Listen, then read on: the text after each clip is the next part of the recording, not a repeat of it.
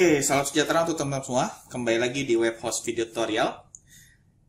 Video kali ini kita akan belajar mengenai GitHub. Jadi kita akan coba hosting atau deploy React.js ke dalam GitHub. Tapi sebelumnya saya mau jelasin dulu apa sih GitHub gitu ya. GitHub ini lebih ke arah mungkin gampangnya kita bisa sebut sosial medianya para programmer gitu ya. Dimana teman-teman bisa bertukar coding. Ini sangat berguna banget untuk kerja tim. Nanti kalau misalnya bikin aplikasi yang kompleks itu kan harus tim ya, harus berkelompok. Nah, ini GitHub ini gunanya nanti kita bisa push codingan, jadi kita share codingan kita ke teman satu tim, atau kita bisa pull, artinya bisa kita tarik codingan orang, teman satu tim kita, supaya bisa kita edit atau apa gitu. Oke, jadi GitHub ini adalah sosmednya programmer seperti itu. Sangat-sangat membantu dan mungkin menjadi sebuah requirement di perusahaan-perusahaan kalau kita mau ngoding secara tim. Oke, kalau sudah, yang harus teman-teman siapkan pertama adalah akun GitHub-nya. Jadi silakan teman-teman registrasi kalau belum punya akun. Kalau sudah bisa coba login. Oke, itu yang pertama. Yang kedua, teman-teman harus download dan install namanya Git. Ini software supaya komputer kita atau laptop kita bisa nge-push atau menghubungkan ke GitHub. Oke. Nah, teman-teman bisa pilih OS-nya apa gitu ya. Kalau saya bilang Windows. Nah, di sini nanti sudah ada GitHub-nya.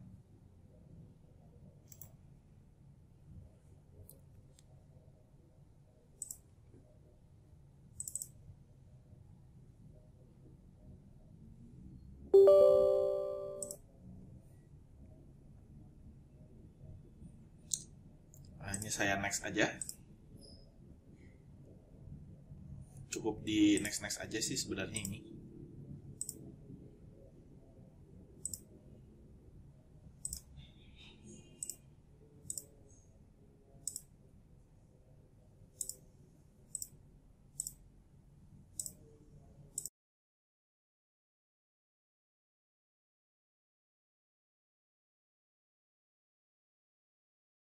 Oke, kalau sudah tinggal kita ini nggak usah dicentang, kita finish saja. Nah, untuk ngecek apakah sudah terinstall dengan baik atau belum, kita bisa buka cmd, lalu kita coba git. Atau ini sebenarnya harusnya di close dulu, biar nanti ada efeknya. Kalau enggak, nanti dia tetap nggak kebaca. Git version.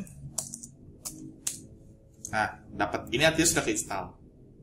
Kalau misalnya belum keinstall, nanti dia akan bilang unrecognized command git, kurang seperti itu. Oke, yang ini saya close. Nah, jadi langkah pertama adalah siapkan akun beserta install software Git. Itu yang penting. Langkah pertama. Langkah kedua, sekarang kita kembali lagi. Ini saya close. Sekarang kita harus masuk sebagai siapa, tergantung username teman-teman. Nah, berikutnya yang teman-teman harus lakukan adalah membuat repositories. Nah, ini saya mau jelasin dulu soal repositories. Repositories itu artinya gudang. Ya, bahasa Indonesia sebenarnya gudang. Jadi ini adalah gudang coding. Nah, di mana nanti dalam satu repositories itu bisa banyak proyek yang bisa kita simpan untuk kita share ke teman satu tim kita. Oke, jadi misalnya ada proyek A atau proyek B, kita bisa taruh semuanya di repositories ini. Oke, dan masing-masing repositories masing-masing project di repositories ini bisa kita atur settingannya, terutama hak akses. Jadi mungkin untuk proyek A bisa diakses untuk tim A, proyek B untuk tim B, dan seterusnya. Oke, sekarang kita coba new dulu. Nah, di sini saya akan samakan saja dengan folder ini, belajar 2, ya. Nah, di sini teman-teman bisa pilih public atau private, dimana kalau public siapapun bisa akses gitu ya, bisa melihat repository kita. Atau private ini teman-teman bisa memilih siapa aja yang mau akses. Ini biasanya kalau public itu kita gunakan, kalau teman-teman biasa mau ambil library kayak jQuery atau segala macam plugin jQuery itu di public, karena memang mau buat dipakai oleh semua orang. Tapi kalau projectnya sifatnya rahasia, hanya untuk tim kita, nah itu teman-teman bisa set ke private. Nah, dalam hal ini kita set ke public aja, lalu saya create. Oke, kalau sudah di-create, nanti teman-teman bisa baca bagian sini nanti. Ya, cuman jadi ini nanti buat langkah-langkah nge-push-nya, tapi ini nanti. Lalu yang terpenting adalah di setting sebenarnya. Nah, ini bisa kita rename repositorinya, lalu buat gambar atau segala macam. Saya teman-teman bisa baca sendiri bagian yang ini. Yang terpenting adalah di danger zone ini. Jadi bisa delete this repository kalau misalnya udah nggak dipakai lagi repositorinya. Atau bisa kita diarsipkan kalau misalnya udah nggak dipakai lagi tapi nggak mau dihapus, cuma buat dibaca-baca aja. Atau mau transfer ke kepemilikannya, ke siapa gitu. Nah, yang ini buat change visibility-nya. Jadi apakah mau ditampilkan atau enggak. Jadi nggak dihapus, tapi disembunyikan aja. Kurang lebih seperti itu. Oke, itu langkah yang kedua tadi adalah menyiapkan repositorinya. Oke, kalau sudah, sekarang langkah yang ketiga. Langkah yang ketiga adalah ya kita buka CMD di belajar ini. Oke, kita ketik npm igh strip pages.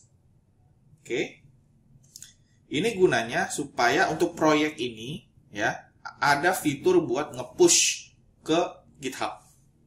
Jadi library-nya namanya gh pages package-nya.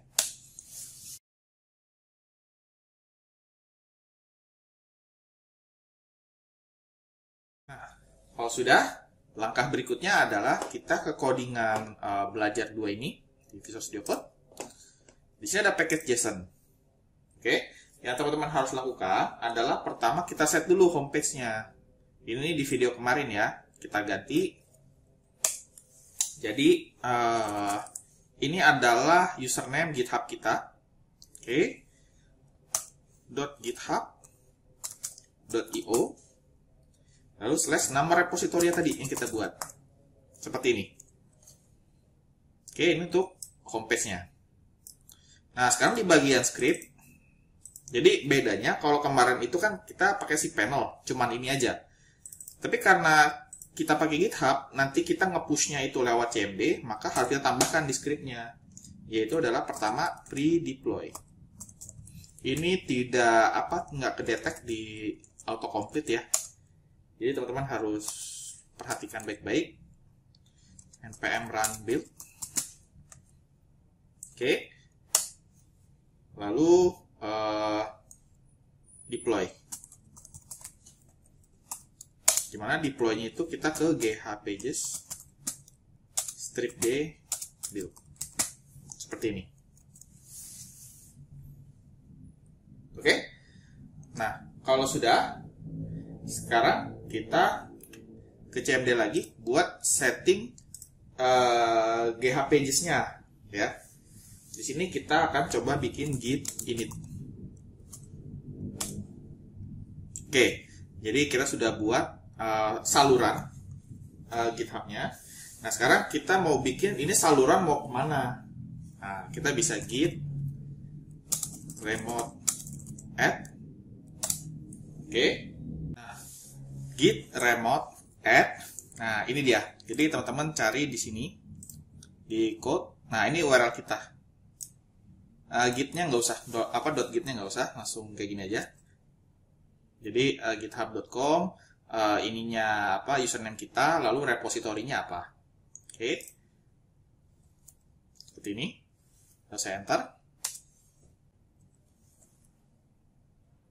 Jangan lupa tambahkan origin.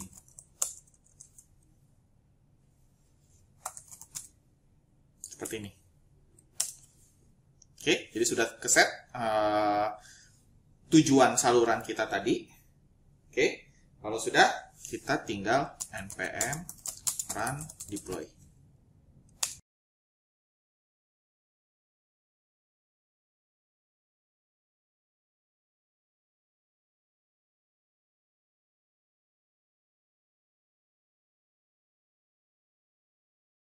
Oke, kalau sudah, nanti muncul seperti ini ya. Jadi teman-teman harus isi harus isi email teman-teman sama name-nya di sini, ya, supaya nanti bisa di push. Jadi ini error karena belum ada email sama namanya. Jadi nanti teman-teman bisa git config global ya user.email. Nah, ini kasih kutip siapa gitu ya emailnya. Kalau untuk nama itu name. Oke. Nah, kalau teman-teman sudah masukkan email sama name-nya, teman-teman bisa coba deploy lagi.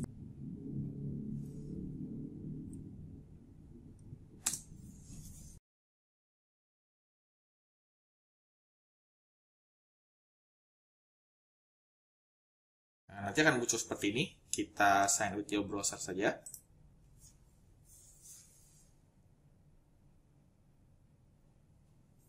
Karena dia minta autentifikasi. Ya, masuk. Sudah masuk, jadi ini kita close saja. Jadi bisa ngelanjutin lagi ininya, CMD-nya. Ya, sudah ke-publish. Jadi sekarang kita bisa lihat. Nah, ini dia codingan kita yang sudah di-upload di sini. Nah, terus kita bisa coba buka ini. Ya. Di sini tab sebelahnya.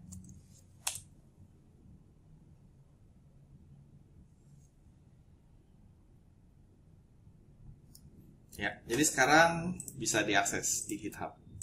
Bisa di hosting. Ya, teman-teman juga bisa buka nanti di halaman ini, di alamat ini ya.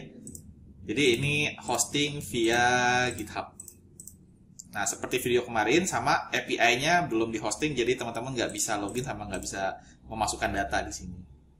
Tapi teman-teman bisa coba hosting API-nya yang PHP itu di hostingan lain, jangan di GitHub.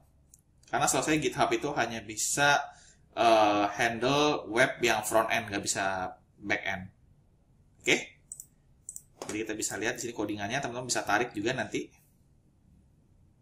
ya, dengan mengakses ini saya, GitHub saya gitu ya, dan bisa lihat hasilnya di sini. Jadi ini sudah bisa diakses secara online. Oke, itu saja yang saya bisa sampaikan di video kali ini. Semoga bisa bermanfaat untuk teman-teman semua. Demikian, terima kasih.